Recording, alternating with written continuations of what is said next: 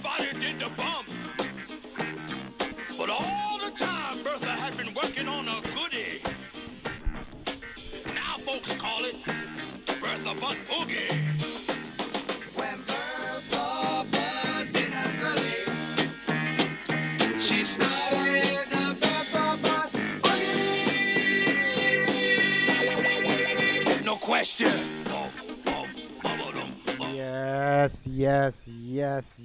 Yes. Welcome to Glenda, everybody. Thank you so much for tuning in. I am your host, Scotty Bonner. What an absolute blessing, honor, and privilege it is to be here with you today. I'm so excited to be here. This is our debut show, ladies and gentlemen. This is the sports show. It's going to be a daily sports show from 10:30 a.m. until 12:08 p.m.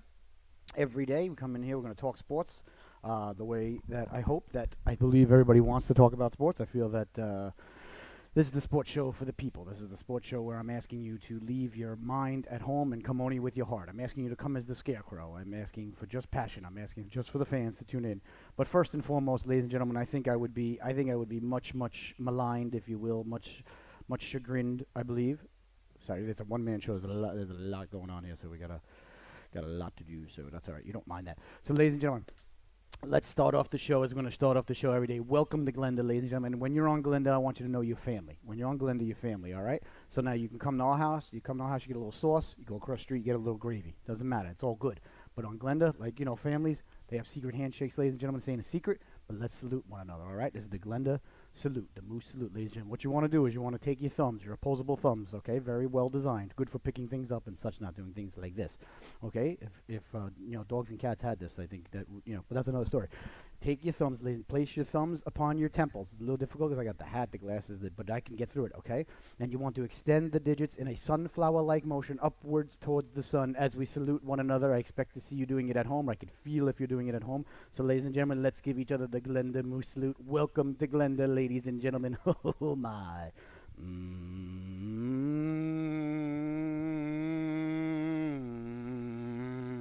What better way to open a show? What better way to open your day?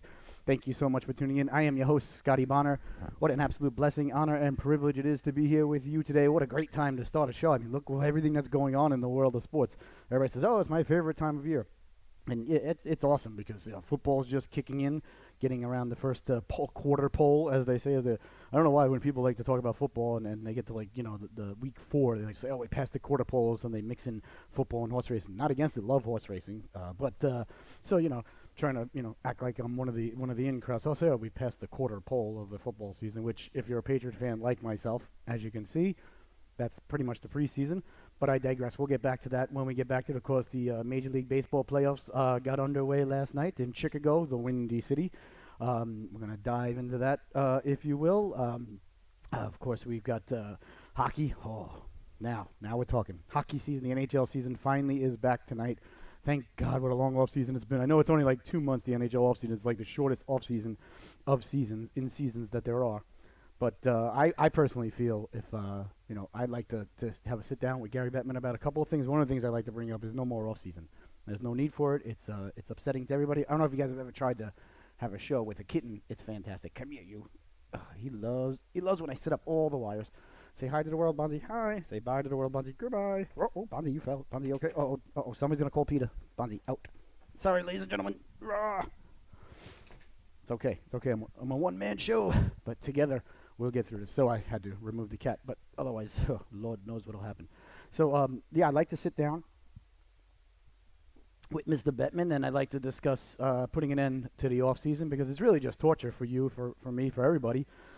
I think if you win the Stanley Cup, you get 2 weeks off, but everybody else who didn't make the playoffs should start playing immediately after the Stanley Cup's over, just so you and I don't have to sit through an off season. I'm sure the players are at home saying, yeah, that's a great idea, Scotty. Let's do that. But I couldn't be more excited about the start of the NHL season. The champion Washington Capitals will be raising their banner tonight in downtown Washington, D.C., deservedly so. We'll see if Ovechkin's going to do any keg stands at center ice. I hope so. Why wouldn't he? That's another thing. Let me get this off my chest, ladies and gentlemen, because this has ticked me off. It really has boiled my stew. I actually read some articles and saw some people saying these words, okay, of their own volition. Like they weren't like waterboarded or anybody had to force them to say these things, which you would think they were. But they were questioning whether the Washington Capitals were partying too much or celebrating too much with the cup. I, really? No. Listen, you can't celebrate. Everybody, everybody, okay, should have a week or two like Alex Ovechkin did in their life at some point for something they accomplished that they worked their whole lives for, wanted more than anything, and got to get. Now, sometimes you work your whole life, you work as hard as you can, and you don't get to get what you wanted to get. But when you do get there and get to the promised land, I mean, that's the way to celebrate. I think that was an epitome of what is microcosm of what should be in everybody's life. At least once in your life, you should be able to, experience that sort of joy, that sort of happiness. And then to come out and say, well, I literally heard people saying, well, I think the Capitals, they partied a little too much at the end of last season, and then there was a report that they dented the cup. Like, oh yeah, it's the first time anything's ever happened to Lord Stanley. Yeah, I know that thing's never been damaged, left somewhere. God knows where, horses eating out of it at the bottom of Mary Lemieux's pool. Oh, the Washington Capitals dented it. So please, if anyone out there is going to say, talk, think, tweet, whatever it is the young people do these days, Instagram, about the Capitals partying too much, do me a favor, okay? Keep it to yourself. Nobody wants to hear that garbage. That's what it is. It's absolute garbage. So I was very excited about the season starting this evening. Couldn't be more excited. Got the Capitals and the Bruins kicking things off, and then I think there's a late night affair. I don't know, probably past my bedtime, but we'll see. So what else is going on in the world of sport? Of course, college football is well underway. I guess it's about at the midway point already. I know a couple teams got a bye this week. I was never really a huge college football guy growing up or anything, because I grew up on Long Island, as you could probably tell. Moved down here to North Carolina, North Kakalaka and Compton, and about 5 years ago. So you really start to get into the college football scene. It just osmosisizes itself into your cells, which is cool. I like it. So that's really getting going right now. I know locally we got State is undefeated and now ranked, I believe, the 22nd or 23rd. But one thing we're not going to do on this show ever is lie and act like we have a tremendous plethora of knowledge of something that I don't really watch or partake in or interested in, because you know what, you're going to see right through it. You're going to see, it's not like I'm led and you're Superman. You're going to see through it. You're going to see that I'm BSing and just trying to act like I know everything. I don't know much about college football. I like it. I watch the playoffs. I'll watch a game if it's on. It's difficult to catch college football and the NFL. For me, being a husband, father, hockey broadcaster, sports host, 2 dogs, 2 cats, a minivan, the whole American, bought in, dove in, deep end. So to allocate the time for the college and the professional NFL, sometimes becomes a little difficult. So I want us to understand, like I said, when you're on Glenda, we're family, right? So we're family right now. So family doesn't lie to family, as far as you know. So I'm not going to go off and pontificate too much about the college football scene. Ladies and gentlemen, you could tweet at us. It's at Glenda Love BC. The G, the L, the B, and the C are all capitalized with the capital. So feel free to tweet at us. Any questions, comments, concerns, anything of that ilk. Happy to answer your questions. Oh, we got one coming in right now. This is coming in from, let's see, who is this person? Who are you? You're Bob Robinsonio. Bob Rob. Bob Rob. 27. He says, Scotty, who do you think is going to win the World Series? Well, thank you for the tweet and the question, ladies and gentlemen. So we'll kick it off right there. This is a show for the people, by the people, and of the people. Well, ladies and gentlemen, I obviously, I'll tell you who's not going to win the World Series, and this is going to be a bold prediction. I know you're going to say, who's going to say the Chicago Cubs? The Chicago Cubs. Went to bed last night it was 1-1. Saw the Cubs tie the score. I think it was in the bottom of the 8th inning. Fell asleep on the old couch, woke up to the announcer very excited, and I saw the Rockies celebrating on the mound in their purple and black uniforms. So came to it that the Rockies won the game there. So obviously I'm going to say not the Chicago Cubs. Now again, not going to pontificate much on the baseball affairs. Not going to tell you that I'm some sort of baseball expert. I loved baseball when I was younger. I don't know if it got away from me or if I got away from it. I'm not sure if exactly who turned away from each other, when it happened or why it happened. I don't find the game too slow or boring or anything. A lot of people complain about that these days. That's not where I'm feeling, not where I'm going. But I really couldn't tell you much about any organization, why they're going to win over another one. I will tell you this though, I do enjoy the baseball postseason because everything is so obviously intensified. Every decision is very important. But I really thoroughly enjoy the NL postseason way more than the AL postseason. I know some people disagree with that. That's fine. We're here to disagree, ladies and gentlemen. We're not here to agree, so please don't agree with me. If you don't agree with me, I don't want that. Nobody wants that. It's no good for you. It's no good for me. It's no good for society. NL baseball is 150,000 times better than AL baseball simply because they don't use the DH. The DH, to me, is for a child. It takes away the decision making. It makes the game so much. Basically, takes a chess match and turns it into a checkers affair, if you will. There was multiple double switches going on last night, and I used to really know a lot more about that and the lineups and everything that was going on, and I was trying to concentrate last night, but I was a bit fatigued. So I was just from this weekend. Oh, what a great weekend we have! We're going to dive into this weekend too, and the weekend coming up here on the Glenda Love Broadcasting Network. I really tend to lean towards watching more NL baseball, but I'll certainly have my eyes on the Yankees tonight, as I said, being from New York. So back to the question. Be nice if I got to it. Who's going to win the World Series? Well, like I said, not the Cubs. I am going to go with, for no other reason, but I'm going to go with the Los Angeles Dodgers. Reason being, Kershaw. Now, like I said, that's completely, don't take that advice. Don't call your bookie. Don't be on the phone to Ace Rothstein right now, putting $100 on the Los Angeles Dodgers because I said so. I'm not saying don't do that. I would never tell you not to gamble, okay? Never on the show would I tell you not to gamble. I'm all for it. I'd love, enjoy, marinate in the art and science of gambling. Did have 50 cents on the Rockies last night. Oh, found a website about 2.5 years ago. Not going to give it out because they're not paying me to give it out just yet.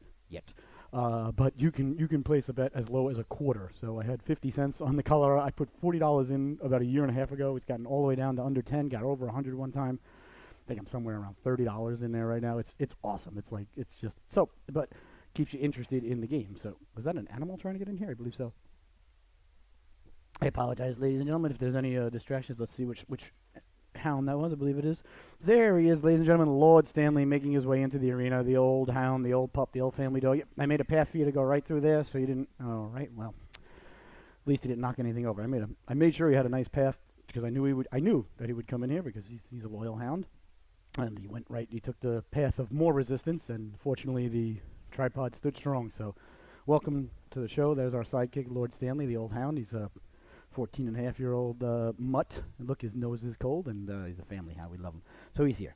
So yeah, I'm gonna take the Dodgers. I'm gonna root for the Dodgers because I'm taking them. But anyway, like I said, I had 50 cents last night on the Rockies just to have a rooting interest. Keeps you zoned in, lasered in. Which I like to be because there's, as you can tell, probably early, there's one thing that I do, it's focus in. I wasn't against the Cubs or anything, but the Rockies were getting, $1.37 for against the dollar. So when I bet my 50 cents, if my math is correct, I think I won like 66 cents last night. Which winning is better than losing. So I would say the Los Angeles Dodgers are going to win. The World Series, I believe. I'm checking through my head right now. Nope, what I was going to say is completely incorrect. I was like, I think they're the only California team because the travel becomes a factor. Although you got to hand it to the Rockies. I mean, they went out from Colorado, went all the way out to Los Angeles, which is on the map. Like here's Chicago, the Windy City. Here's Colorado, but I should put it up here because it's up in the mountains. It's high. You know what I'm saying? Not just because of the laws, because of the oxygen. It's up in the mountains, Colorado, and then down in the valley, the desert over here is Los Angeles. So they went from the highs of Colorado down out to Los Angeles the other night, which would be today's Wednesday, so that would be Monday night. Lost out there, then had to get back on a plane traveling against time, I guess, or losing hours, if you will. But I guess they would have a tailwind because weather travels from west to east if I'm trying to harness my inner Al Roker. So that's good. That probably they probably saved a good half hour there. Landed in Chicago late at night. Woke up next night, went at it with the Cubbies who lost to the Brewers and got the job done 2-1. I believe it was 13 innings. Like I said, couldn't tell you much about the game. I never even heard of most of the players that were involved. I'm not going to lie to you. But since I was, emotionally and financially involved, I was bleeding purple and black last night and woke up happy on the couch. But I'm going to go with the Los Angeles Dodgers to answer your question on who's going to take home the title of the championship. Of course, tonight the Yankees and the A's kick off their wild card game. Their wild card one game affair. I'm not sure how I feel about this wild card thing. I'm sure it's good for the ratings. I have very little doubt that it's not or anything for the ratings because it's an extra game. It's a playoff game. It's a game 7 essentially, so it's never going to go anywhere. That's not going to happen. The games never get reduced or taken away, I suppose. And I don't begrudge. I don't blame. I'm not here angry or mad at the owners for anything of that ilk. They should make every penny they can. I don't blame them. They're the ones laying out the money. They're the ones writing the checks. They deserve to make the money. I know that's not a popular stance these days, but I digress. I'm not here to get into the macro and microeconomics of Major League Baseball. However, the playoff, the wild card, I don't know how I feel. I really thoroughly enjoyed as a kid. See, you got to remember something. I'm 45 years old. I know what you're saying. You're like, no way. I am. I'm 45 years old. I know the mustache keeps me young. So I remember mostly when I was in love with baseball was in the 80s.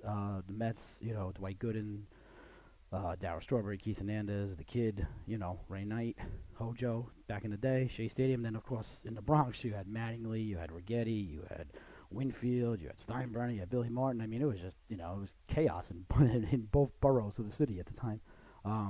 So it was for me the golden age of baseball, and I was, of course, as a child, really into baseball cards. So I would stare at the back of baseball cards forever and go over guys' stats. Oh, another thing, Minnesota, really, you fire Paul Molitor, the guy, he wins Manager of the Year last year, has a fantastic season. They come out, they don't have a fantastic season. You fire a legend, a guy from Minnesota. You don't give him a year. You don't say, all right, well, he had one great year, one lousy year. Let's, how about we be like, Olympic judges, throw out the high and the low, and let's, find out the middle here. You fire the guy? I got to question that move. I mean, I got a couple of friends of mine that are from the great state of Minnesota and who have promised to take me ice fishing, by the way.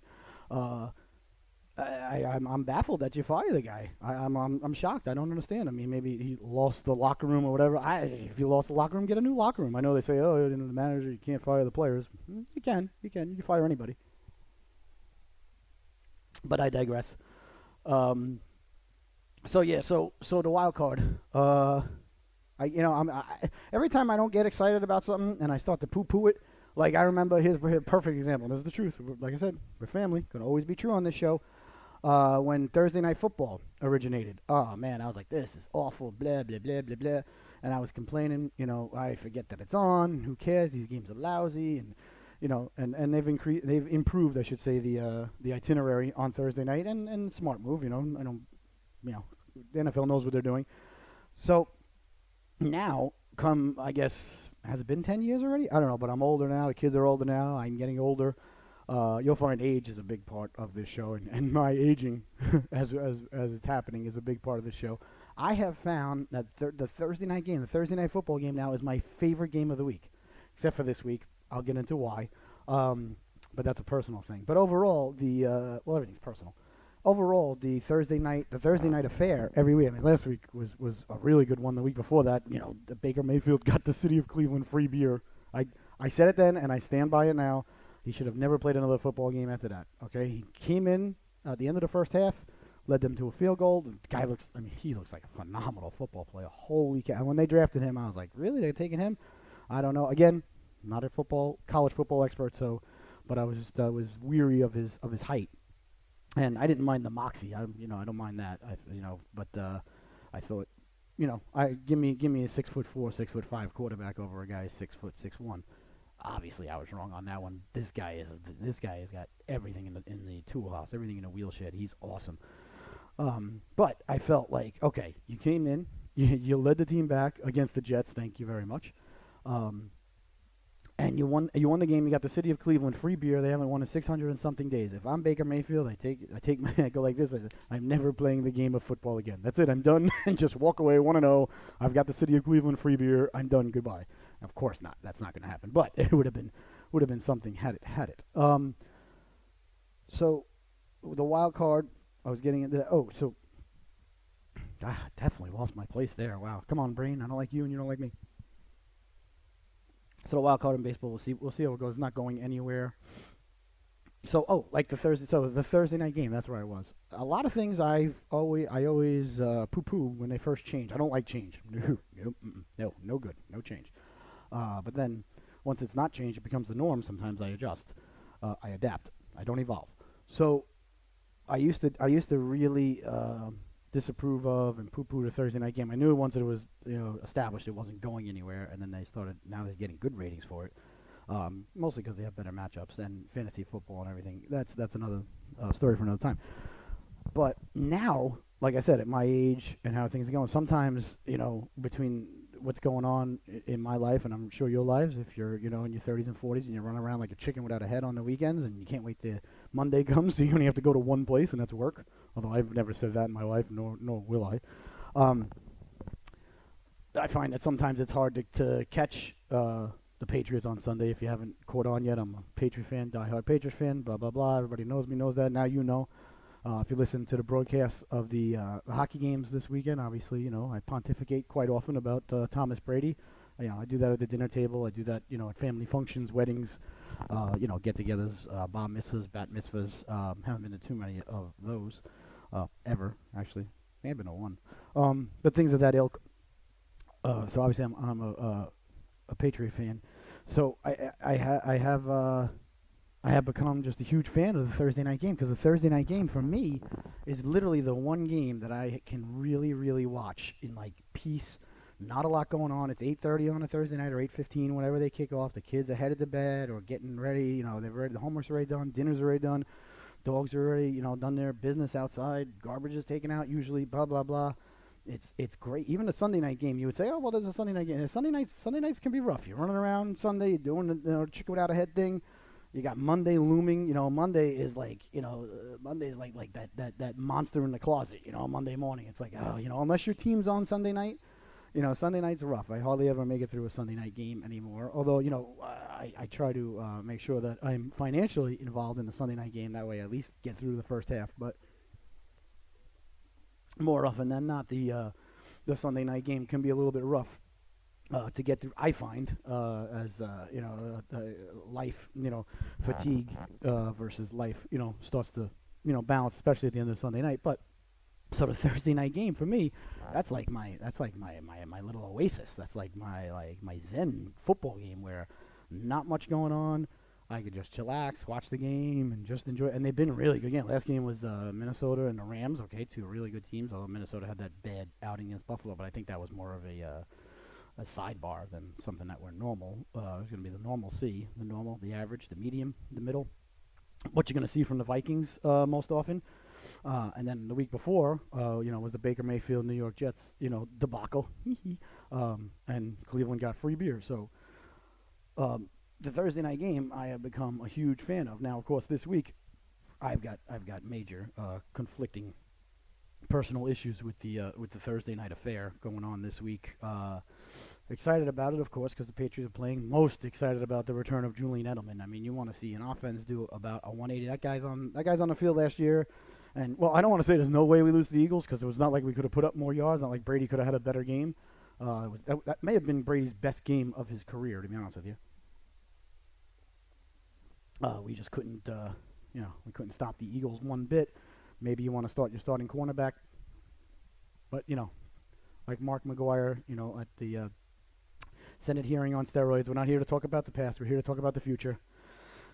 Yeah. Anyway, so Julian Edelman's coming back Thursday night. Couldn't be more excited about that. However, I have a major scheduling conflict. The NHL's kicking off tonight, and the Islanders are playing the Hurricanes tomorrow night down here in Raleigh. And as you know, if you're a fan of the show and if you're one of the millions and millions of fans who tuned in all weekend, I want to thank you so much. We did 9 games this weekend. We had over 2,200 people tuning in, and that's better than I thought. I got to be honest. And I think I shoot high. I live in delusions of grandeur constantly. Okay, I am constantly plugged into the matrix. I don't care if it's real. I don't care if it's attainable. I stay there. Okay, the rose-colored glasses never come off, even if the whole entire everything around me is falling. I don't acknowledge it. So, and I recommend that for everybody. So the Canes and Islanders face off. I don't know if it's 7 or 7:30 tomorrow night, but I'm a huge Islander fan. I obviously live down here in Raleigh, so I do have a very, very soft spot and affection for the Canes. Grown to love the Canes. Fantastic organization off the ice and everything. I just can't root for them.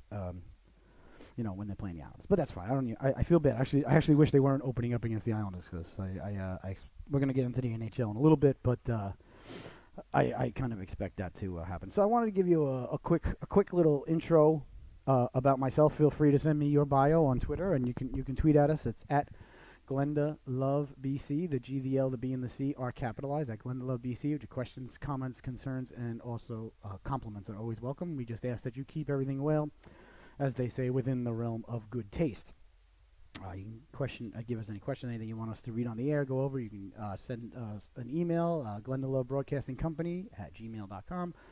Follow us on Facebook, The Glenda Love Broadcasting Company. Follow us and subscribe on YouTube, please, The Glenda Love Broadcasting Company. So a little bit about me, since I'm your host, and we're going to be together every morning now from 10:30 to 12:08. Discussing the world of sports and the world of things and things around us. There's a lot going on this week. I'm so excited. I gotta write that down because I gotta make sure I mention that. Putting it in big letters. There it is. I put an exclamation point and an upside down. No, that turned out to be a regular exclamation point. Tried to write an upside down exclamation point.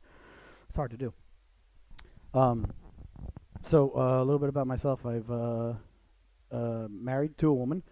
2 kids, live in Raleigh, North Carolina. Die-hard Islander fan, die-hard Patriot fan. Mets, Knicks, St. John's, everything New York except for the Patriots. Not sure how that happened. I veered towards New England when I was a wee folk. It has nothing to do with Belichick, Brady, Parcells, Bledsoe, any of that, okay? My first jersey was a Stanley Morgan jersey. I was devastated when I saw the fridge make it, 47,000 to 10 in Super Bowl 20. Okay, don't like the Super Bowl shuffle. Still don't. Unfortunately, we ran into the buzzsaw there. Tony Eason couldn't get the job done in the first half. Grogan came in, tried to mop up, but we're not here to review Super Bowl 20. I mean, if you want to, I'd be glad to, but I don't. It's still, So, that's about me. And the play-by-play voice of the Carolina Tar Heels down here, hockey club, which is fantastic. They got a big game coming up. What's today? Wednesday, Friday night at PNC Arena versus Georgetown, and I'm doing the Stephen Russell Memorial Tournament this weekend, which I am so thankful that they invited me to do, and it's a privilege to be able to do these college hockey games down here. Do all the UNC games, Elon, Duke, Wake Forest, State, all the local teams come in, Charlotte, Wilmington, teams come down from Virginia. Anyway, lots of games going on this weekend. And please tune in. Check out the games. They're fantastic. I mean, they're quote-unquote club hockey, which, of course, another thing we will get into. I don't know about today, but another issue that I have with the university systems down here and the athletic directors down here, but I digress. And I'm just overall just your regular average ham and egger family man. Love my football, love my hockey, love my beer, love my hot dogs, love my dogs. Love my country, love my God. That's it. There's nothing, I'm not, I mean, as you can see, this is my first foray into the video world. Was always doing play-by-play on radio. I still love radio. Radio is my first and favorite love. I think that radio is more personal, and I enjoy it. However, the world is, and the world wants what the world wants, and radio is not cutting it anymore in this world, so we've ventured off the Glenda Love Broadcasting Company. We ventured into video. We started showing games live on Boxcast and YouTube this weekend, so it's very exciting. Now we're launched in here, our first ever episode, and welcome to Glenda, ladies and gentlemen. And that's it. That's enough about me. Who really cares? I'm an average, ordinary, everyday guy who just trying to have fun with life, That's all there is. So, as they say, the greatest time of year in sports. Hockey starts tonight. Thank you, Lord. Football, week 4, college football, like I said, about halfway through, and the baseball playoffs are currently underway. Now, think about all that I just mentioned. Think about all that, okay? And basketball starts, 2 weeks now? Because basketball moved the start of their season up 2 weeks, if I'm not mistaken. But just look, okay? I mentioned a lot there, okay? A deep pool, if you will, the deep end of the water, not the shallow end, okay? You got Major League Baseball playoffs started last night, right? So they're in full swing now. Every night, for the next month or so, close 3 weeks to a month, there's going to be just about every night playoff baseball on TV, right? Man, like I said, I enjoy playoff baseball thoroughly. I enjoy the World Series a lot, especially when they're at the NL ballparks, because then it's real, and managers have to make decisions. But you already know how I feel about that, okay? The NFL, like we said, is at its quarter pole, so it's really starting to just about to heat up. The Patriot preseason just came to an end. College football, right? Pretty much smack dab in the middle of the season, I guess. Kind of. I don't. They play like 11 or 12 games. What? You have what? A 6 to 8 week training program here, which is perfect for me. I'm gonna walk out of here a lean, mean, fighting machine. So you've got that going on. You've got basketball and LeBron James heading to LA, about to start in 2 weeks. And by the way, the NHL season starting. So the NHL season starting tonight. I'm thoroughly excited. I'm nowhere near enough of a wordsmith to capture for you how excited I am that hockey's back. Okay, I can't wait for tomorrow night. Can't wait for the Islanders tomorrow night. Even though we're going to go into my season predictions, division by division, conference by conference, team by team. Things that, well, not team by team. We don't have that kind of time on our hands. Although I wish we did. But we're gonna dive into the hockey season. Now, just stay with me. Stay with me, okay? Because we're moving. We're prancing. I'm building. I made the foundation, and now like Richard Dreyfuss, I'm gonna start. I'm gonna take my mashed potatoes and I'm gonna start with the fork. Okay, I'm gonna start with the fork, just like he did. Okay, I'm building the tower, the vision. Now all this is going on, right? We agree. This is quote unquote greatest time of year. Hockey starting, football, quarter, blah blah blah. I went through the whole thing already. Now, wouldn't it behoove the NHL and Mr. Gary Bettman to perhaps not start their season, first of all, on a Wednesday night in the middle of the week, okay?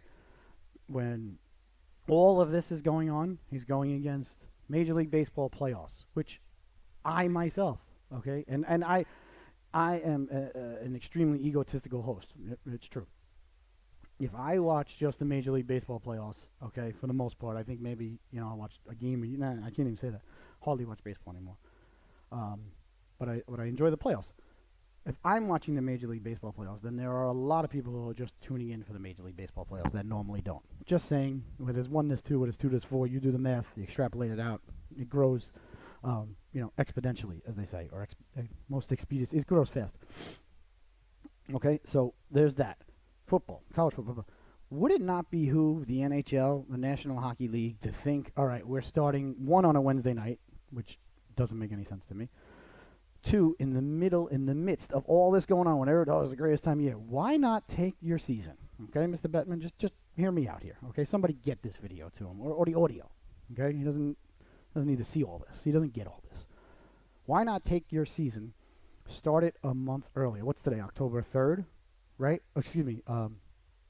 Started 2 months earlier. I apologize. 2 months earlier. You start your season August 3rd, the first weekend in August. Say the first weekend in August, for argument's sake, is August 5th. Saturday night, August 5th, okay?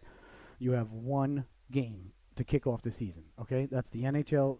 Whoever won the cup the night before, you have the face-off game. You have a big parade. You have local bands. You make a big deal out of it. They raise their banner. They kick off their season.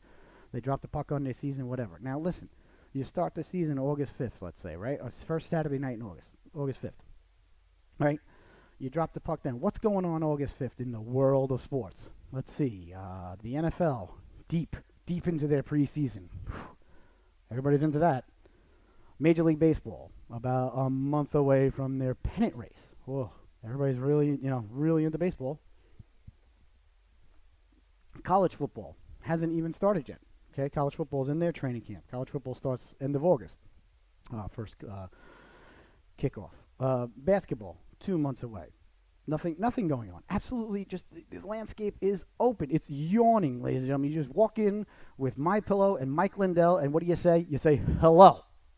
You sit down. Okay, open window. But no, you start now. Up against baseball playoffs, football season, college football, and the NBA season kicking off in just less than 2 weeks. And the NBA preseason has now started, okay? I promise you there are more articles written about LeBron James and what he does in last night or tonight's preseason game, whenever LeBron's playing in L.A., way more articles, way higher on the docket on ESPN when you go on the website, the articles. I don't even have to go. I can go right now. I promise you it's there. I promise you it's higher, okay, than the start of the NHL season. There'll be a little blurb on the bottom, Capitals raised banner, Ovechkin still drunk, whatever. So why not start your season the first weekend in August, okay? Back it up. Just you don't have to do it one season. You just back it up once, okay? The guys that won the cup went deep in the playoffs, okay? They get a little hosed. They get a little short of an offseason that 1 year. Life isn't fair. Get over it. Everybody will get over it quickly, okay? Maybe it'll affect them for 1 year. Oh, well.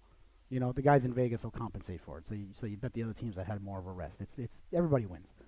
So you start then in August, okay? Now look at the ripple effect, okay? It's a butterfly effect. You drop a stone right into a still, lake. What happens? Bloop, bloop, bloop, right? It goes out. This is what happens when you drop this August stone, right? It goes into the water. It's calm, right? Everything's calm in August. Nothing going on. There's nothing going on. We're trying to make it through preseason football, which every fan, even not just the Patriot fan. I don't watch preseason football. Preseason football is torture. It's like, oh my God, please don't get hurt. It's all it is. Nobody cares. I mean, I love Hard Knocks. Love the show. Loved it. This season was fantastic with the Browns. But I always watch Hard Knocks. To me, that is the preseason because you get to see the behind the scenes. You get to root for the guys, yada, yada. Hope they make the team. This, that, the other thing. And what already? All right? So, with that being said, there's nothing going on there. So you start the season then. All right? Now watch. Again, the ripple effect. Come now. Let me ask you this question. And for those of you who have been following me on Facebook and friends of mine, you've heard me, go over this, countless times. So you're probably sick of it. You probably headed to the fridge right now and make yourself a sandwich. And I always advise that. When does the NHL postseason start? Right? The NHL postseason starts what? First weekend or so, week and a half into April, right? Every year. Well, let's see. What's going on in April? Oh, that's right. Baseball. Baseball kicks back in. The only other time when baseball is a big deal, okay, to casual baseball fan. I don't even know if I consider myself a casual baseball fan. I'm kind of a below casual baseball. Casual baseball fan will watch during the year, go to a couple of games.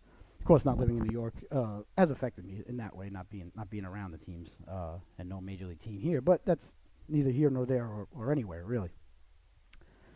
So you start your NHL postseason now, okay? You start it in April, early April, okay? Which right there and then you're going up against the start of Major League Baseball. Starts up, opening day, right in the middle of your kickoff of your postseason, which is, anybody will tell you, and you hear sports guys pontificate about this often, it's the best sporting events ever in any sport is the NHL playoffs, the longest, best gauntlet to run. So you're taking your best product, you're putting it up against Major League Baseball's opening day and the start of their season. Then what happens now, just a week, maybe not even 2 weeks later now, because they move their season back, the NBA playoffs kick in, okay? No one. They'll talk about the NBA playoffs for 2 weeks leading up. They'll have NBA playoff preview shows, NBA playoffs, and it's fine. I'm not begrudging it. I'm not one of those idiots on Facebook or these idiots you see all the time. Oh, the Stanley Cup's better than the NBA championship trophy. Hockey players, they get hit, their nose falls off, they keep playing. I hate that crap. I hate that garbage, okay? It doesn't... You put it out there, and it's like, oh, hockey's better, hockey's this, hockey's that. A hockey collision is more violent than a football collision. Yeah, but you know what? You can't get hit in hockey without the puck. You're not supposed to get hit without the puck. So it's a lot there. You could be standing there running, not looking on a play during football and get your clock cleaned without the ball could be 50 yards away from you, and it's still a legal hit. I mean, I know they're trying to do away with it, but still, that can happen, especially in high school, junior high school, college, any level. It's perfectly legal. Which is one of the reasons that we don't let, our son, whom love to death, but space cadet, ever play football. In hockey, if you don't have the puck, yeah, you can get hit, but not really. The only guys that really get hit in hockey are the guys with the puck. So, and also, they say, oh, hockey collisions are, more violent. But yeah, well, you're traveling 30 miles an hour on a pair of skates. You can't run 30 miles an hour. So I can't stand all that garbage because you know what? It just doesn't matter. It just doesn't matter. Like Graham Tripper says, it just doesn't matter because what matters is the ratings. And I don't care what NBA playoff game is on. It could be Sacramento versus Portland. I'm just trying to name two small markets in the NBA. You could put Game 7 Sacramento versus Portland up against Game 1 Sacramento versus Portland up against Game 7 of Pittsburgh Washington, and I'll bet you a dozen donuts jellied the basketball game does better ratings. Not arguing that it's a better game. It doesn't matter. It's irrelevant. What's irrelevant is the facts. The facts are the NBA blows it away on ratings. So why not get your best product away from the NBA playoffs? So when you move it back 2 months, you move it back to August, August 5th. Move it back to August 5th. Then you start your playoffs the Saturday of the Super Bowl. Super Bowl Saturday, you have playoff games all day. Start at 1 o'clock. all the way through to 10 o'clock at night. You have 4 or 5 games all on TV. Everywhere. It's the Saturday before the Super Bowl. Nobody's doing anything except for getting, ready for the Super Bowl, where they're going, what they're going to do, their plans, whatever's going on. And then Super Bowl Sunday, you have one game on at 1 o'clock, a national game, whatever series didn't start yet. Big teams, New York, Boston, Philly, Chicago, L.A., whatever. Something big market, like they always do. They're not stupid. They always put the big market teams on. They always put the big market teams, Chicago's annual, Winter Classic game, which another thing. But anyway, you play that one game Sunday. You hope it doesn't go to quadruple overtime, run into the kickoff of the Super Bowl. If it does, it does. There's nothing you can do. Chance on that happening out slim. The game's over. If you start the game at 1:05, the game's over at 3:30. Perfect. Everybody's still got time to go everywhere for wherever they're going for the Super Bowl. Super Bowl doesn't kick off to 6:19. I know this. I know when the Super Bowl kicks off, okay? I've been involved in a few. So you do that, and then you start the campaign, hashtag our turn, or hashtag, whatever. And then come Monday night after the Super Bowl, when everybody says, except for the city that wins the Super Bowl, okay? Last year, Philadelphia, normally Boston. Except for the city that wins the Super Bowl, everybody else is like, oh, okay. And there's like the air goes out of the room, the balloon deflates, and everybody says, this is the lull. This is the worst time of year because the Super Bowl ends and there's nothing going on until the hockey playoffs. A lot of people will tell you the basketball playoffs. You have this giant gaping window, okay, of nothingness where there's the end of the hockey regular season, which for hockey fans they're going to watch anyway, and the end of the basketball season, basketball fans are going to watch anyway. Those people aren't going, changing, or doing anything anyway. Why put your best product up against LeBron James night after night after night for 2 months and just get your lunches handed to you every night of the playoffs? I want to sit down with Mr. Bettman. I don't understand. I don't have an MBA. I don't have a lot of initials after my name. They've got room full of people with initials after their names who can't see this, who can't think of this, who think, yeah, let's keep going up against LeBron James every night. And it baffles me. So please, move your season back 2 months. And then that way, the hockey playoffs will kick in the Saturday of the Super Bowl. Super Bowl Sunday, one game. Okay, the Monday after the Super Bowl. Like I said, outside of the city that won the Super Bowl is playing the parade. Every other city in the United States and Canada is now like, okay, now what do I do? Well, now what do we do? Boom, hockey playoffs, let's go. And here's another beautiful thing about it. The playoffs wrap up and finish just before the NBA playoffs tip off. So you're not going against LeBron James. You hand it over to him and say, here you go, your turn. Because I'll tell you, you're not going to lose one NHL fan because a hockey fan's going to watch. It doesn't matter. You can put the game on 3 o'clock in the morning. That hockey fan's going to wake up. Hockey fans, and you know who you are. You know who I am. We know who we are. Okay? We're a different breed. We're special. We don't care. The NHL can literally cancel a season on us, and we'll still watch. Okay? We'll still come back. It doesn't matter. It's the game. We're addicted. There's nothing we can do about it. It's the greatest disease anyone can ever catch. Okay? And it's contagious, and you want it. Okay? So there's nothing. They can't get rid of us. They can't get rid of us if they tried. And they have. So moving it and doing things like that, you're only going to get more people who would watch. I've had many people say I'd watch, but basketball's on, blah blah blah. So anyway, I think you get my point about that. So move the season. Anyway, that's not happening. Tonight's the start of the season. I'm excited about it. Let's go to our Twitter polls here. I appreciate that. Someone, I want to send this out to one of the fans at home who told me. He was telling me how much he really appreciates the way I drink my beverages. Got a question here from Nini, N-I-N-I. How do you think the New York and the Canes teams are going to do this year? Well, he put plural, so I guess he's talking about. We'll start with the local team here, the Canes. As I said, I've become very much involved, interested, and affiliated with. Know people around the team, of the team. This organization off the ice is they're fantastic. What they do for the kids, the first goal program, the way my kids have skated on PNC in between periods for their teams and done things there. My son's had a full-fledged game there. The team, the arena, everything. They just do. They're first class. They were first class before Mr. Dundon bought the team.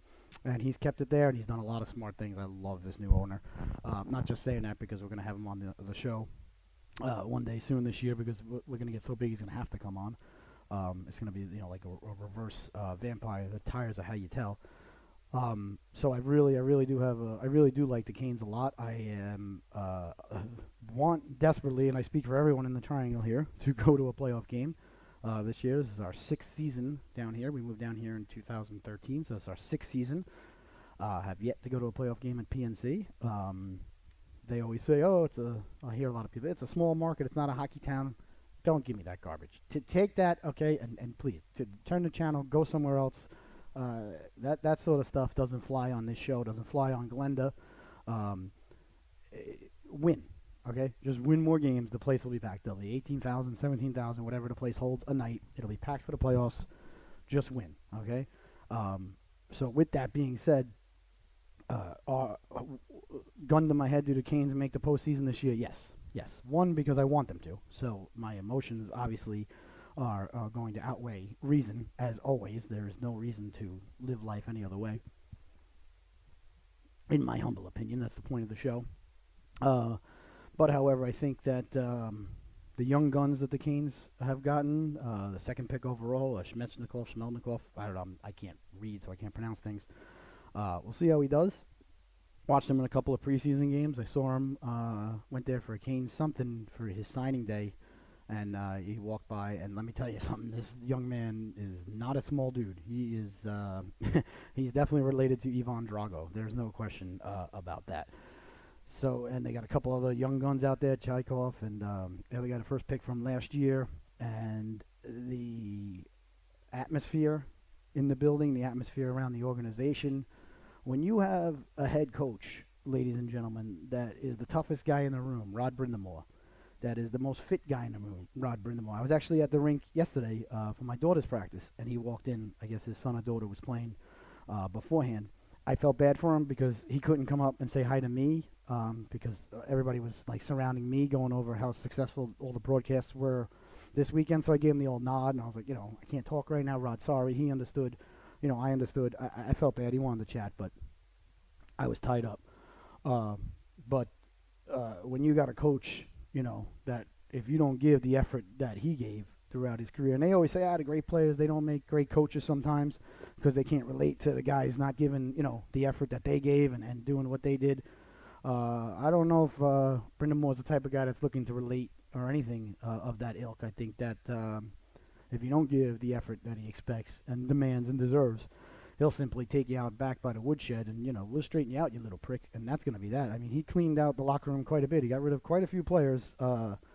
Some trades I thought were an outstanding, fantastic steal for the Canes. The Dougie Hamilton deal, sending Hannafin and Lindholm to Calgary for Hamilton. And I forgot the other. There's one of the players that they got in the deal. I forgot his name. I apologize. But he's a tremendous prospect, tremendous amount of upside. They got a stud in Hamilton. The guy is a tree trunk of a defenseman, big, and he can rush the pucks. He's got a cannon for a shot. It's still young, only 25, 26 years old. And I love big, strong defensemen. He's about 6'4", 6'8" with the afro. They signed Calvin DeHaan. Now, as an Islander fan, I'm not in love with Calvin DeHaan. Never was. Well, I was when he was younger. I thought he was going to be better than he was. But on a good defensive team, to add Calvin DeHaan to your top six, when he's going to be coming out there, I think that their defensive core is their top six can go at it with any top six in the NHL. I think barring San Jose, obviously, is phenomenal. Their defensemen are just ridiculous after the deal that they made. They out steal that they got from Ottawa, which I was glad at least they sent them to the West Coast, sent them out of the conference, so that's good. Ottawa's not going to be in the picture for a while, but these things happen. San Jose, Nashville, I would say, and I would put the Canes right there with the top six. When you're looking at your six starting defensemen, I would put the Canes there as the third best top six defensive pairings, defensive unit, if you will, in the league. So you take that with some scoring touch. Of course, you got Aho's a budding star.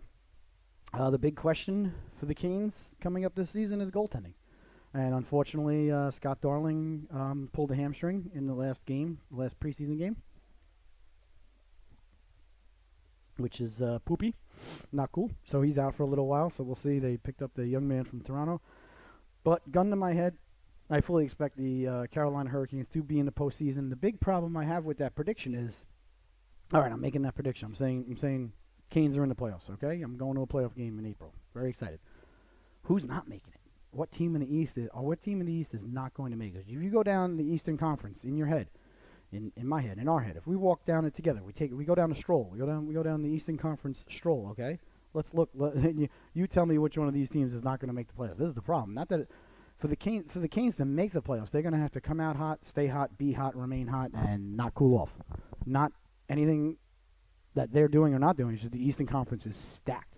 It's stacked. The Canes need to get 100 points this season. I'm not saying it's going to be 100 points. It's going to be 8th place teams going to make the playoffs, but the fan base around here, the mental makeup around here, and there's a lot of negativity. You hear a lot of negativity in Canes fans, and I don't understand it. I don't approve of it. I don't get it.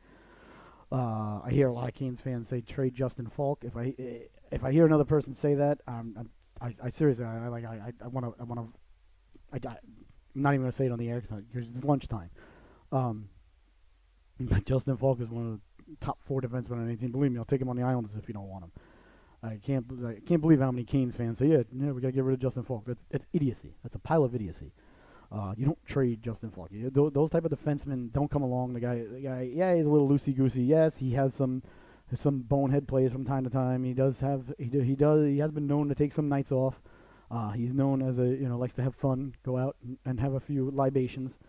But you have to remember, and I'm not making excuses, although it sounds like an excuse, so I guess it's an excuse. If it smells like a duck, quacks like a duck, flies like a duck, tastes like a duck, it's a duck. The Canes haven't been very good. So perhaps he was not as dedicated the last couple of years. Not saying I don't know the guy to his craft as maybe he will be now, because they are, in my opinion, going to come out of the gate and stay in a playoff position. But with that defense, if the goaltending holds up, they've got enough offense. They've got the coach. They got the young guns. But again, okay, let's go down the East. Let's walk the Eastern Conference here. Okay, the Prince of Wales Conference. Okay, I apologize. I misidentified the conference there. The Prince of Wales Conference. Okay, you've got Pittsburgh. Seriously, as long as Gino and Sydney are on the team, and no, let's not forget Kessel and Murray and plethora of other players that are on that team. Okay, please. Okay, they might start off slow, they might start off hot, they might start off 500. It doesn't matter. The Penguins are going to be there. We all know that. Capitals. Okay, really? I got to get into why they're going to make the playoffs.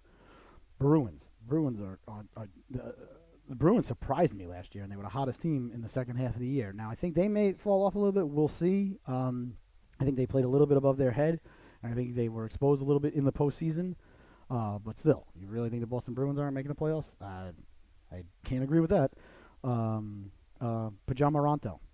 Okay. Who else have we got now? Excuse me. Capitals.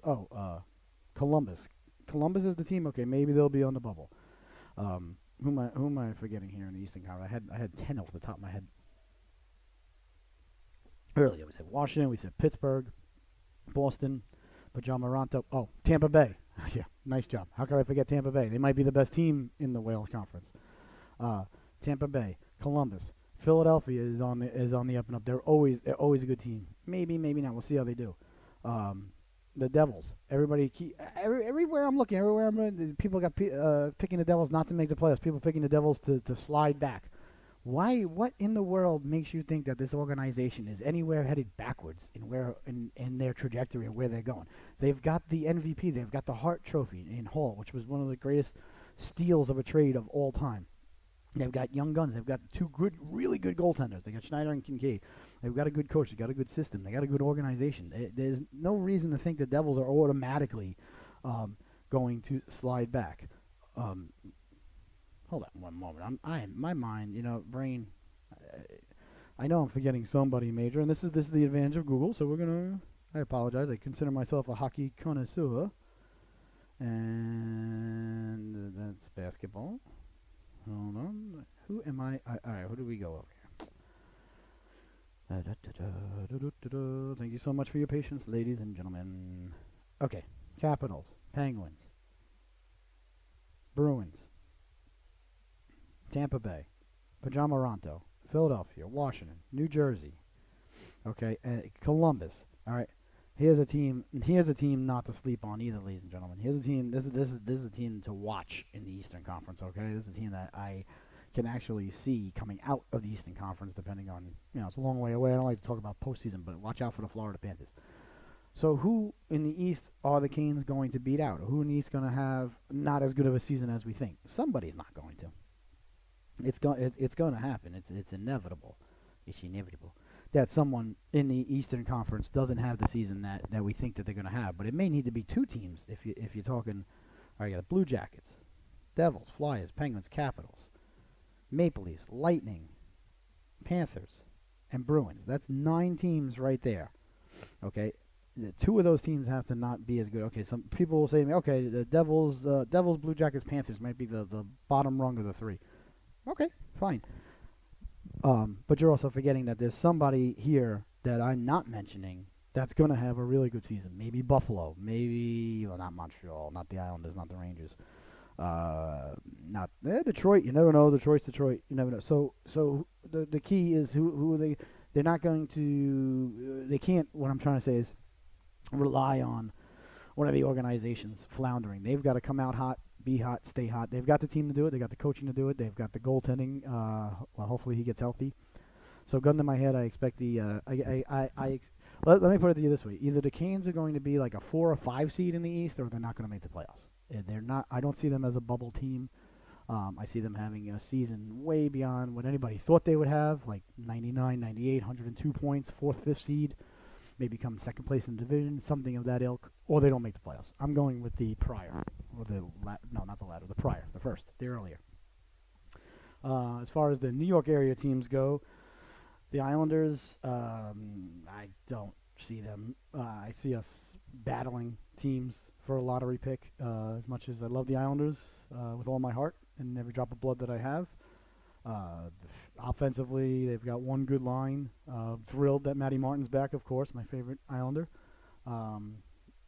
They sent a lot of young guys down. I mean, there's not even much to talk about here. The defense, average at best if they stay healthy, and the goaltending is way, way below par. So, ecstatic that we've got Lou and Trotz this season, expecting absolutely nothing from this organization. Going to watch, going to be involved emotionally, but we just don't have the horses. And I applaud Lou for not going out and going crazy after the Pajama Boy incident. And I was devastated. I was against it. I was hurt. But I think long term, 2-3 years down the road, our farm system is phenomenal. Lou stocked it even more with a great draft. Everything, all signs point to. And I think that I applaud them for not knee-jerking, overreacting, saying, "Oh my God, we got to do something. We lost Tavares," and making a move, sacrificing anything. Let's just see what we got. And I honestly expect us to be picking top 5 next year. 1 would be great. So I don't expect anything. I'm not, and I don't even want them to go out unless I'm completely wrong and they come out and coming out of Christmas and New Year's, they're right there. Then Lou wants to make a move. Go for it.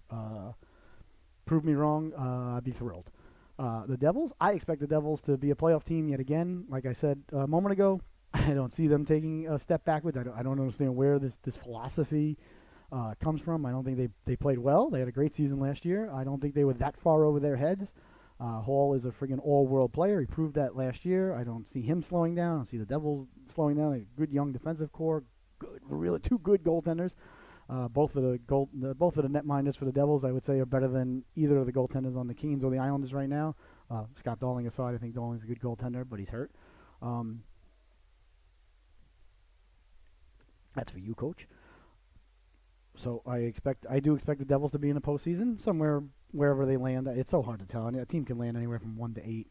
Well, not 1. That's gonna be Tampa's gonna be up there. I think you're looking at Tampa. Hate to say it, but Pajama Rado.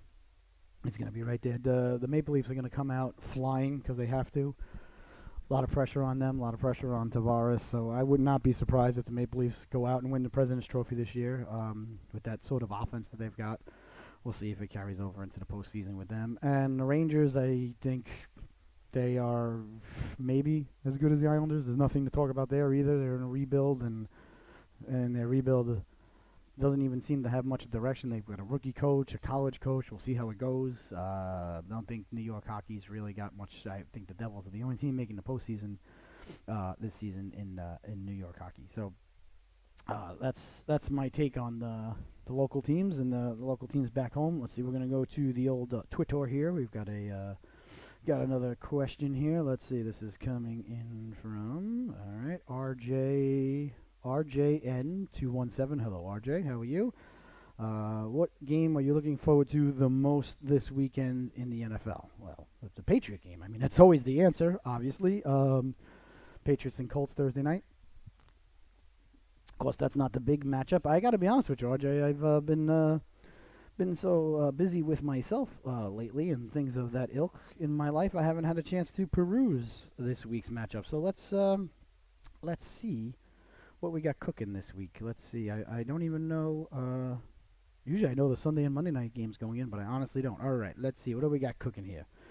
Patriots and Colts Thursday night. Fantastic. I mean, Julian Edelman, welcome back. Welcome back. Welcome back. I just can't wait till it's 3rd down and 4. Brady, steps back 1 step. Edelman takes 1 step back, catches the ball, makes the man miss. Boom, he's off 17 yards down the sidelines, and away we go. Broncos at the Jets. Not much to write home about there. That's going to be a tough game for the Broncos at the Jets. The Broncos coming off of what was an absolutely devastating loss Monday night. I got a couple of family members, diehard Bronco fans, so I'm sure they're not happy right now. Not happy with me bringing it up, I'm sure. As you know, if you're a fan of the show, you know that I despise the Jets with every drop of blood I have coursing through my veins. Of course, I hate the Rangers with 1 extra drop that God provided me, so I'll be rooting for the Broncos. But I think it's going to be a tough game. I like the Jets now, especially the Jets are probably getting points at home. We'll dive into the as the week goes on into our picks, our locks for the weekend. Probably the Colts are probably Patriots are home. Excuse me, Patriots are home versus the Colts. Oh, okay, all right, good, because I hate when they go on the road. And in the NFL, if you're getting more than 6.5 points at home, the home dog getting more than 6.5 points at home covers 85% of the time. So. The Detroit Lions last Sunday night were getting 7 points from the Patriots. How'd that work out? But I digress. Let's see. The Giants are visiting the Panthers down here. I see the Panthers walking away with another victory, going 4-1. The Panthers are a very, very good team. Cam Newton is so ridiculously underrated. I guess living down here, I watch them a lot. He is so good. He's just. I think he's one of the best quarterbacks. I have thought this for a while in the game. I like the Panthers. I like the Panthers team a lot. Panthers are definitely a threat to go all the way this year and take on the Patriots in the Super Bowl. Titans at the Bills. Who could make out what in the world the Bills are anymore? I sure can't. Titans. They've been juggernaut killers lately. This is a game you got to go in. You got to take care of business. Falcons at the Steelers. That's an interesting one. 1:00 start in Pittsburgh. 2 teams floundering.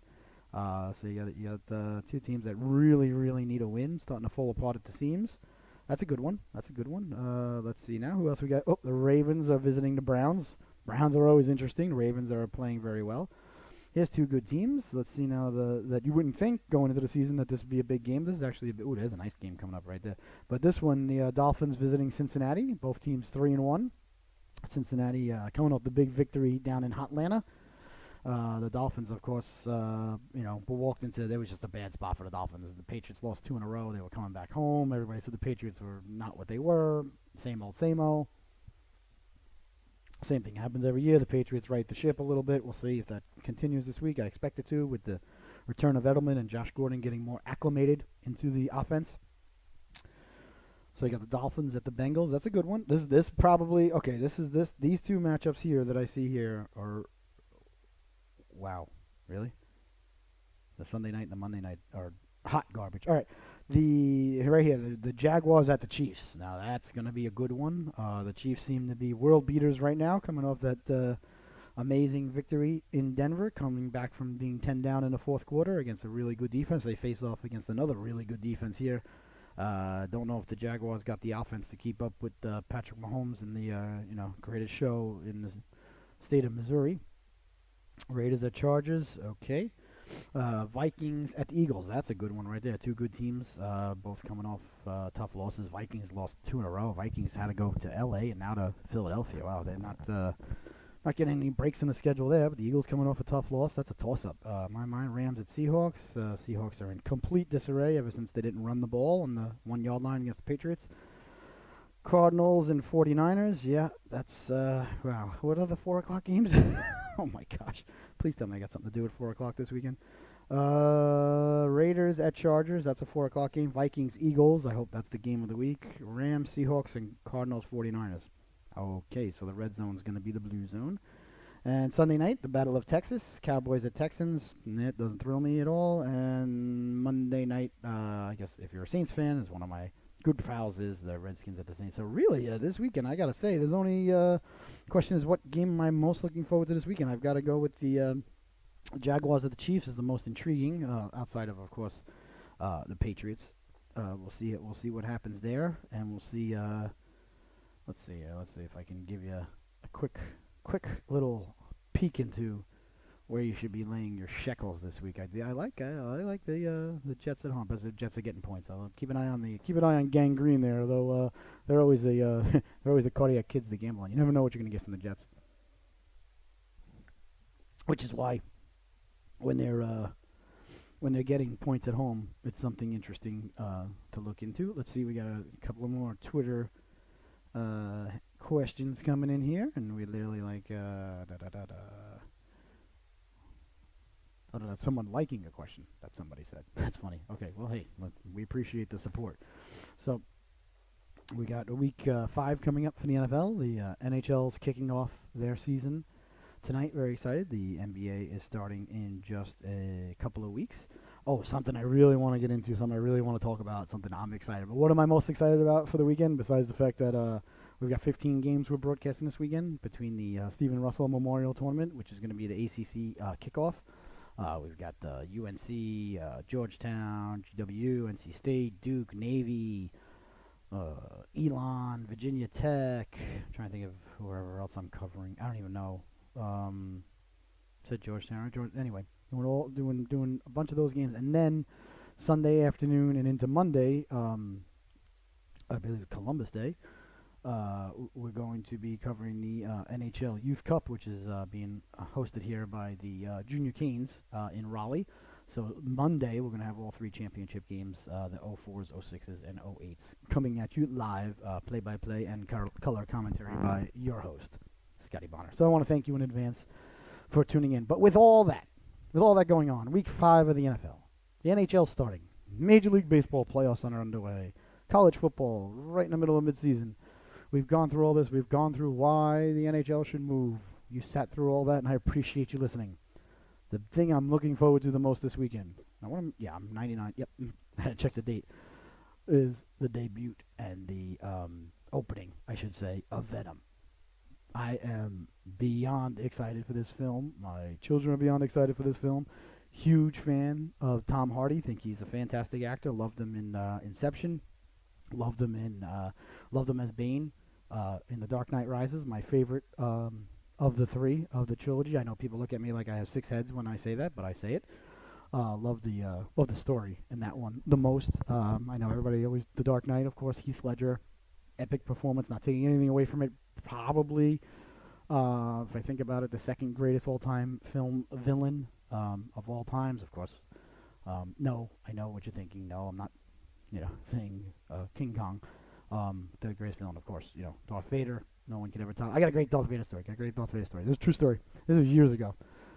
We are still in New York at the time, so we're over 5 years ago now. And my wife had a friend over, and she had her little daughter over who was, 1 or 2 years old. And A New Hope was on. Episode 4. It used to be the first movie. It used to just be Star Wars, as we used to know it as people, as children. And the scene where the opening early in the movie where they blow up the door, and you for the first time see Darth Vader, and he walks through the door, and the music and this and that. So my friend's daughter was over, and she was standing, like, here's the TV, and she was, little kid, like, standing kind of in front of the television, and he came through the door, and this little kid just went, like, just backed up, fell into the, what's the thing you put your feet on, the hoof, the paw, not the armoire, what's the thing you put your feet on? I can't remember. Anyways, the thing you put your feet on, she kind of hit it and like spun around and fell backwards and then got up and still kept backing up away from him.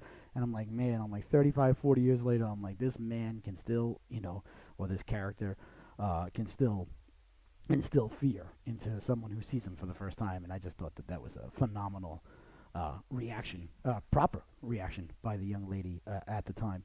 So this weekend, opening in theaters is Venom. I'm thoroughly excited about it. I think, like I said, with Tom Hardy, and to make up for what happened in Spider-Man 3, the way they portrayed Venom and Eddie Brock, and Spider-Man 3 and Beverly Hills Cop 3 are on the same level for me with Rocky 5. Films that should have been stopped while they were making them. They should have never been released when they sat down with the studio after they made them and say, hey, what do you think of this? And they should have said, no, burn it. Don't show this to anybody. So I'm excited that Marvel Studios, or I guess Sony, I'm not sure how all that works, has decided to fix that story and coming out with a side movie, I guess you would call it. I don't know exactly where it falls into the realm of the Marvel universe. Don't think it's going to tie into Infinity Wars at all, nor should it, which was a fantastic movie if you haven't seen Infinity Wars. Or is it Infinity War? What is it, plural? Are they having more than one war? It's Infinity. Is Infinity plural? If you think about it? I mean, Infinity is not really a number, it's an idea. So would it be... Anyway, the Avengers Infinity War. I think it's Infinity War. Anyway, somebody get back to me on that. This is why we need the intern. So what I am most excited about, and where we're going to fit in going to see Venom, I'm not sure, but we are going to squeeze it into our schedule somehow. So hopefully come Tuesday, we will be back with you with a review. Of course, no spoilers. There will never, ever, ever be a spoiler on Glenda. We don't do spoilers. I don't like spoilers. They ruin it for everybody. But I am thoroughly looking forward. This is on my list of films that I'm thoroughly looking forward to. Of course, the number one film right now in my query, on my docket, on my mind, and my heart is Godzilla King of the Monsters, but that's not due out till next year. Looking forward to that. The first trailer came out for that. As you can tell, big movie guy, love movies, love TV, although they don't have too many comedies on TV anymore, ladies and gentlemen. So that's an issue. So that's something that we are thoroughly looking forward to. So let's see. Oh, we got another question coming in here. All right. Aha, very interesting question. Do you feel, this is from Pitts102. Hello, Pitts102. Do you feel that the Steelers are going to make the playoffs this year? That is a very good question. I am an old school person, fan, or things of that ilk when it comes to things happening in football. I think they move slower than people realize and people give it credit for. I think it takes a while for teams to fall apart, I guess you would say. I still think that they're an excellent football team. Yes, I do think that the Steelers are going to make the postseason. Ladies and gentlemen, we're going to take a very quick break. We will return with the show. Please enjoy the musical interlude. We shall be right back.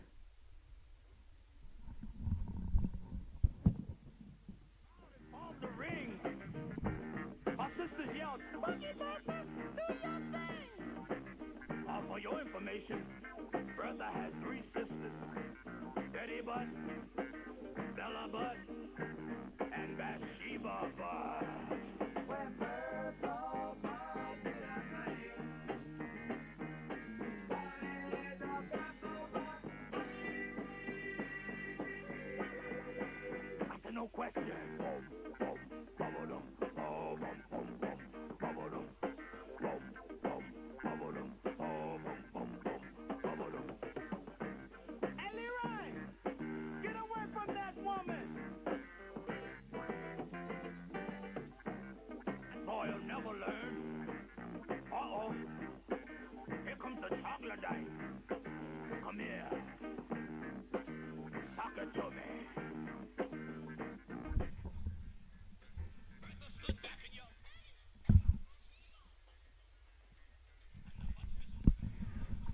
Hello, ladies and gentlemen, and welcome back.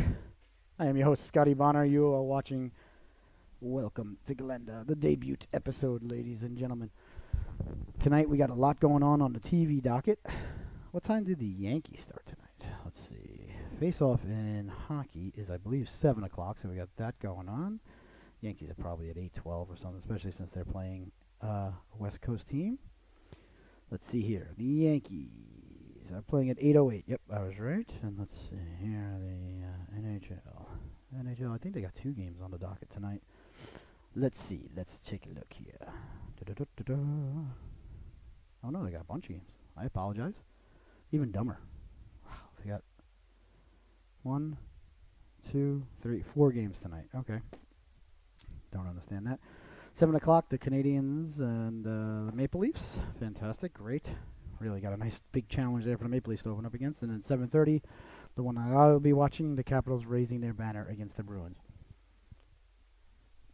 So we didn't get a chance to dive into the Western Conference here of the NHL. Let's see here. I'll let you know my predictions for the Western Conference. Let's just got to get the list up, if you will.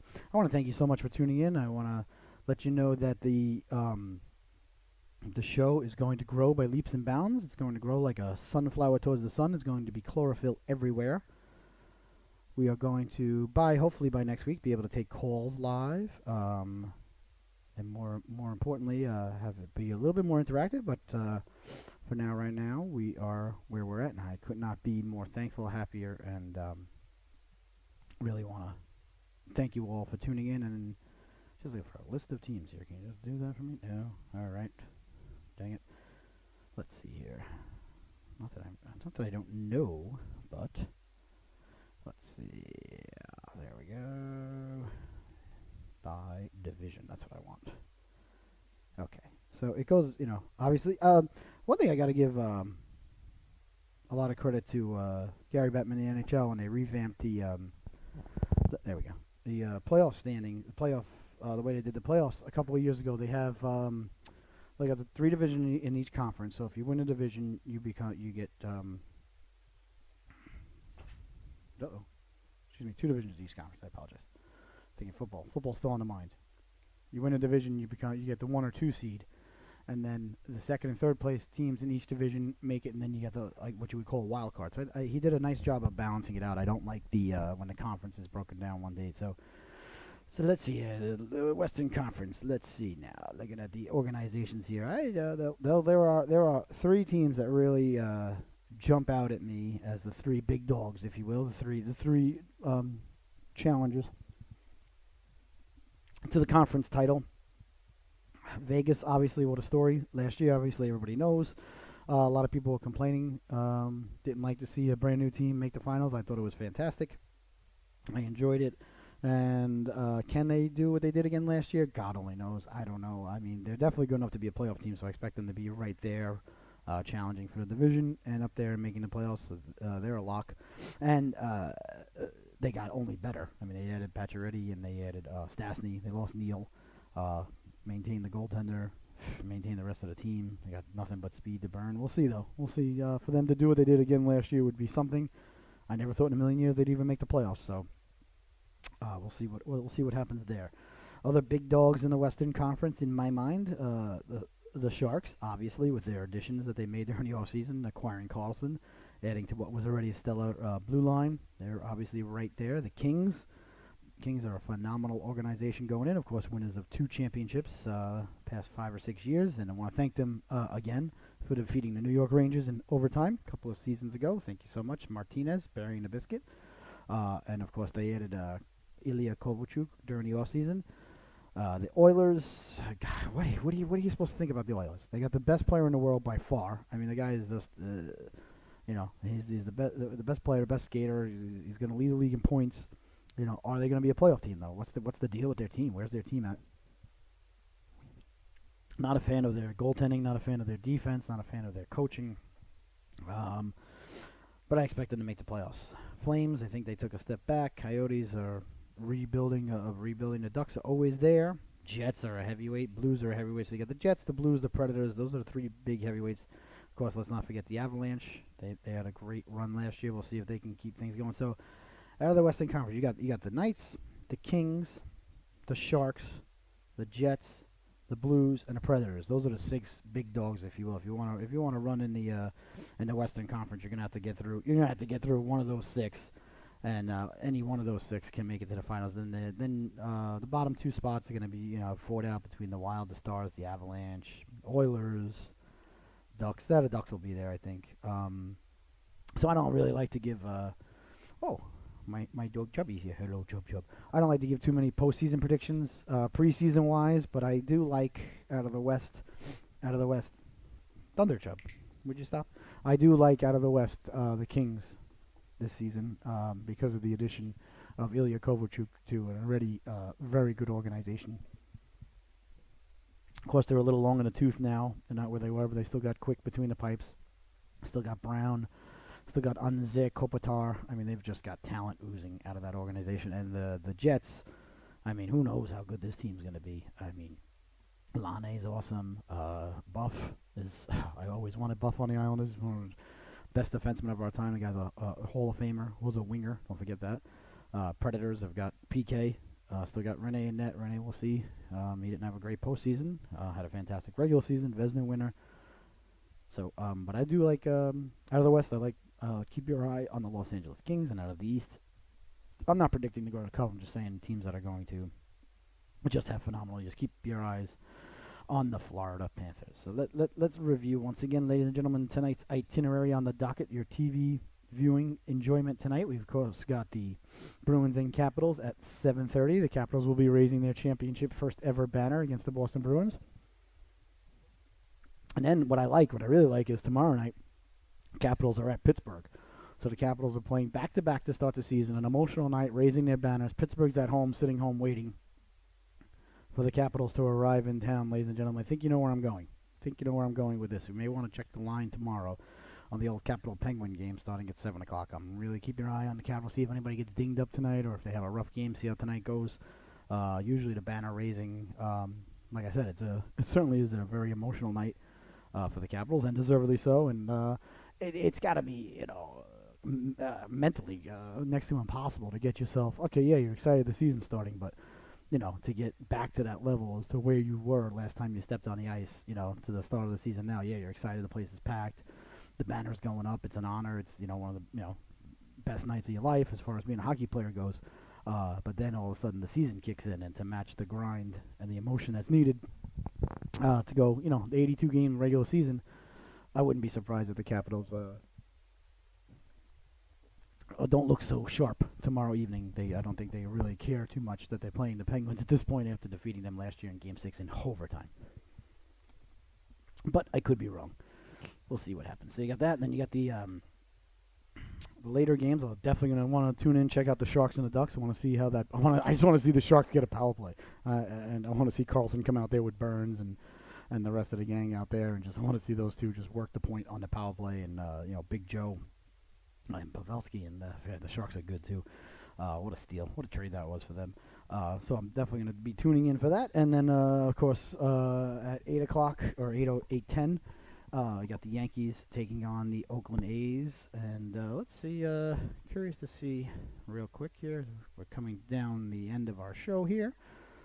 I'm not sure, do we call this a podcast? I'd rather just call it a sports show. I don't know what it is. You call it whatever you want. I hope you enjoyed it. Let's see, I want to find out, let's see, the Yankees have got to be pretty heavy fare. I mean, I don't know anything about Oakland. I mean, they just keep Oakland just won't go away. They just keep coming year after year after year. I mean, it's still, Moneyball, I guess, still going on out there. I mean, what else can you say? Billy Bean just gets the job done. Billy Bean's still there, right? As far as I know, as far as you know. Brad Pitt's still there? As far as anybody knows. I think it was John Paul Sargent who once said, how do you spell Sargent? All right, let's see here. Let's find out here. We got a couple minutes left in the show. I want to see. Let's see what the line on the old Yankee game is this evening. Not sure what that means. What in tarnation is that? That's not a sport that I recognize. Wow, cricket lines. Okay, I don't want cricket. Thank you. What the world? Sorry, ladies and gentlemen. I have no idea what in tarnation that is supposed to be telling me. There we go. That was definitely not in English. Oh, and this weekend's the McGregor-Khabib fight. I've never, ever really been into MMA, but I love McGregor. So I'll be rooting for him. Yankees are minus a run and a half. Oakland plus a run and a half. Over-under is 8.5. That's a lot of runs in a postseason game. Is it a postseason game at this point? Right? It is, right? Okay. Oakland plus 154. So if you put $1 on it, you win $1.54. Yankees minus $1.79. I would not take the Yankees giving $1.79. The risk versus reward there just doesn't add up. And I certainly wouldn't give any organization at this point in a one-game affair a run and a half. That's not going to happen. And I don't like the over. That's a lot of runs, even though I'm sure the Yankees can put up runs with Giancarlo Stanton and the rest of the organization there, and Judge and Murderers Row Part 17 for the New York Yankees. But if anything, I'd have to go with Oakland plus 154, but I'm going to steer clear of that because since my grandfather was a diehard Yankee fan, I really don't feel like rooting against them. He caught candy back in the day from Babe Ruth, so even though I'm a Met fan, I don't hate the Yankees like I hate the Rangers and the Jets. Grandfather used to live near Yankee Stadium in the Bronx back in the day, and during the summer, when the kids were off from school, after the bottom of the third inning, heading into the top of the fourth inning, they used to open up the fences of the gates out in right field. It used to lead out to the street there in the Bronx. I don't know what street I'd be lying. And the kids would run in and fill up the right field bleachers, and the Bambino would come out with his cap full of candy, and he'd come out and throw candy to the kids, back in the day. How everything was it better, was it worse? I don't know, everybody always thinks, the good old days, were better than they are today, and like Billy Joel said, it's all right. So my grandfather, when he was a kid, caught candy from Babe Ruth, so that always, for some reason, stuck with me, and I could never, ever hate the Yankees. As a matter of fact, there's even some friends at home who will even tell you I'm a closet Yankee fan. I haven't had the bravery, the inner wherewithal to come out and ever say that as such, but I don't find myself ever rooting against them, even though, like I said, I'm a Met fan. There's no question, and I actually am embarrassed to admit that I don't hate the Yankee fans because, I firmly believe in hating other organizations that you don't like. I don't poo-poo that at all. I mean, I tune in a Ranger game, I want them to lose every period. Tune in a Jet game, I want them to lose every quarter. So we won't be gambling up against the Yankees this evening. Well, ladies and gentlemen, that's going to do it for our first and ever show. We will be back tomorrow morning at 10:30. We'll be discussing the opening of the NHL, the continuation of the Major League Baseball playoffs. We'll be heading towards Week 5. Now that Wednesday's over. See, on Wednesday with football, it's funny. If you lost, right, and you hit Wednesday, okay, you're on to the next week. If you won the prior week and you're hitting Wednesday, you're still looking back a little. Of course, you're looking forward, but with the Patriots playing Thursday night, I've been looking forward since the game ended. But Wednesday's that funny kind of day. Besides being hump day, it's really like point of view day, which is exactly what Obi-Wan was trying to tell Luke, but Yoda had just passed away. He wasn't ready to hear all that at the time. If you lost, you're looking forward to next week. If you won, you're still looking back a little, saying, just hoping we can carry over what we did last week. So that's where we're at. So come tomorrow, we're going to dive deep into Week 5 of the NFL. We're going to peruse into some college football and everything. And going forward, and of course, the Major League playoffs will be all set, seeing if the Yankees or Oakland advance to the next round. But I want to thank you so much for tuning in. You are always welcome on Glenda. This has been a production of the Glenda Love Broadcasting Company. I am your host, Scotty Bonner. It's been a blessing, honor, and privilege to be here with you this afternoon. I hope you enjoyed the show. We'll be right back at it, like I said, tomorrow at 10:30. So, ladies and gentlemen, that is going to do it for our show today. You guys have been nothing but awesome. You are the stars of the show. I want to thank you so much for tuning in. Good night, everyone, and God bless.